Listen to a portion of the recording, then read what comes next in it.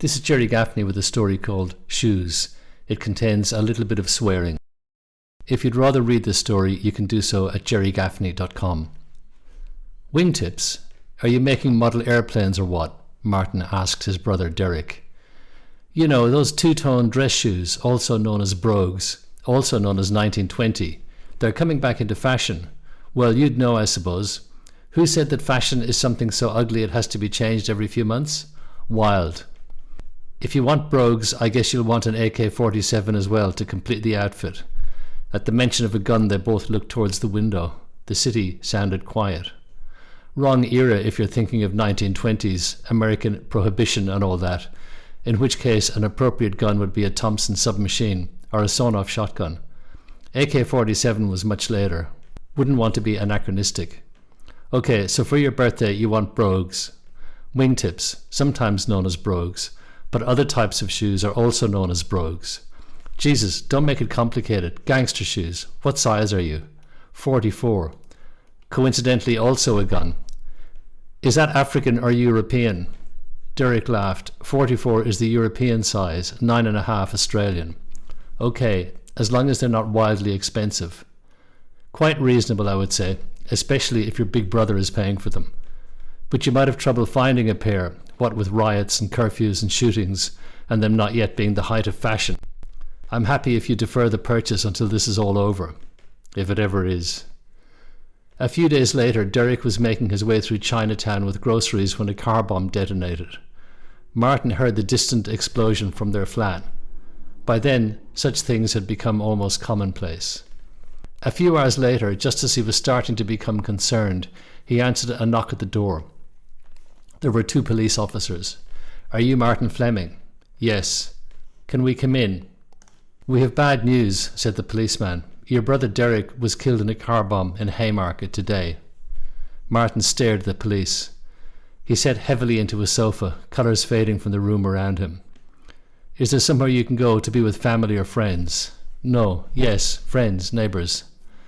I'm afraid you'll have to go to the morgue to identify your brother. Martin looked up. There is no doubt about his identity, I'm sorry, said the policewoman, but it's a legal requirement that he's formally identified by someone known to him. They didn't stay for long. It was a busy time. His neighbour Janice spoke to him, gave him a meal, told him he would have to arrange the funeral. He didn't know anything about that. He was only 28. He'd never had to think about those things. And Derek was only 24. Janice rang a funeral director for him. The undertaker was a quiet, helpful man. He came to the flat late in the evening, sympathised, sat down with him and explained the process.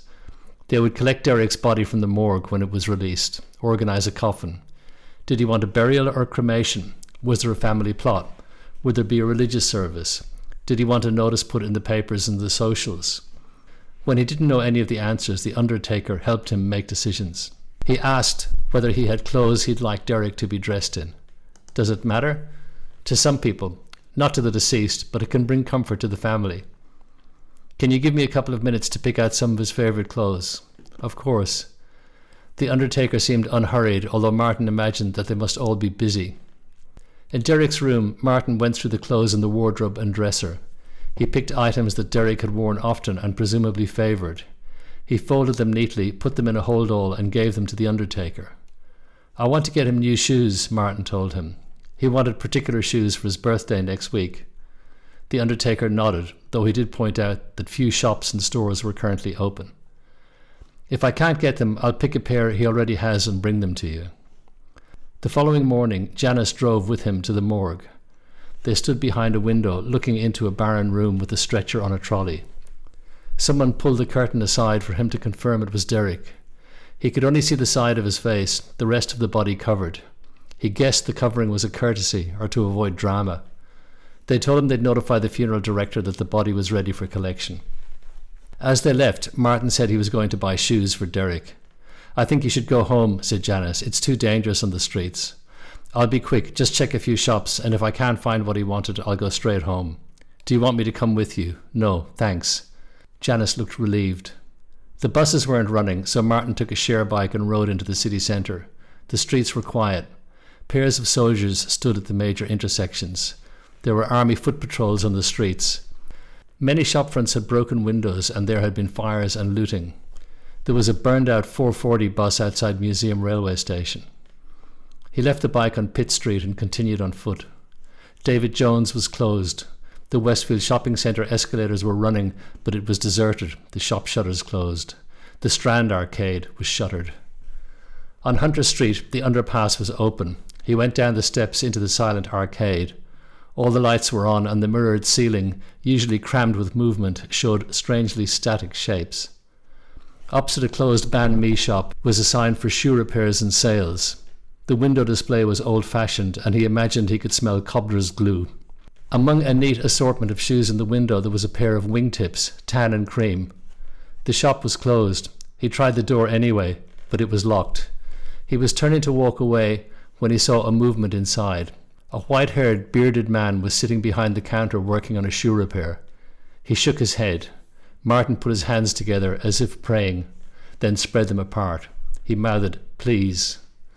The old man came to the door and carefully looked left and right. He glanced at Martin's shoes before opening the door and letting him in. "I am closed. Why are you out on the streets? Do you have a pair of those wingtips in a 44? You are not a 44. No, they're not from me. From my brother. And he sends you out alone into the dangerous streets?" Martin turned away to hide his tears. The old man went behind the ancient wooden screen. He returned with a shoebox in hand. "Here," he said, 44. "Thank you." He took out his phone to pay. "How much?" The old man shook his head. "Who would sell shoes at a time like this? Take them, go." In tears, Martin thanked him and left the shop. He heard the door lock behind him. The day of the funeral, he got to the undertaker's with time to spare. The undertaker had placed an announcement of his brother's death in the usual places, and Martin, with Janice's help, had called or contacted as many friends and relatives as they could. But he didn't imagine many people would make it. The notice period was too short, and the streets were dangerous. There had been more shooting and fires overnight, with sirens wailing, and police, army and medics rushing about. "I have the shoes," said Martin. He handed over the box. The undertaker opened it and looked at the shoes. "Very nice," he said. "He liked these?" "Yes." "And socks?" "Oh, fuck." He felt a sense of panic. "He'll have to use mine." "It is not a good look for you, the principal mourner, with no socks. Usually we have such things on hand, but lately, of course." The undertaker looked at Martin. "If it is not an offence to you, I can do without. Mine are good quality, warm, merino, very good quality. They would match such a pair of shoes." He smiled. "Very gangster." He bent down to undo his shoelaces. In the church, Martin gave a brief eulogy to the small crowd who'd managed to attend. When he was finished talking about his brother, he said, "You know, in these times, when it seems we're tearing ourselves apart, I met a lot of kindness over the last few days. I wish Derek was here to tell him." He told them about the old shoemaker in the Hunter Street arcade. He told them to laughter and tears of forgetting to bring socks for his brother. He told them about the undertaker who had donated his socks instead. The undertaker looked down at his shoes. His naked ankles were almost unnoticeable. All these stories are available on the various podcast platforms. You can find the full text at jerrygaffney.com.